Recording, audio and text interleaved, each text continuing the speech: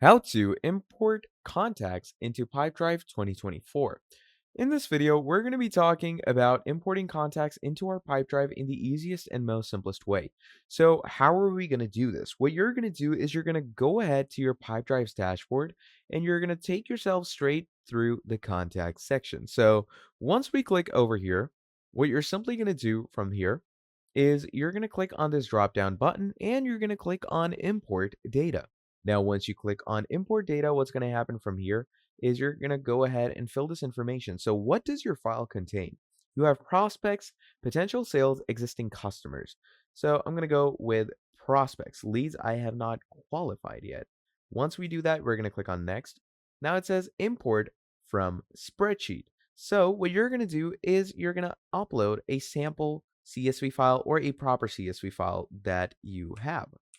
Now, what we're going to do is we're going to simply click on upload spreadsheet. And as you can see, I have just added a CSV file. So it says you can either use the AI import assistant. I'm going to continue without AI and I'm going to let it upload all of the contacts that I have. And once it does that, it's going to ask you the different fields that your CSV has. So index 1 and 2, what does it do? Like, is it a new field? Do I need to know about it? So you can either add information or keep it blank.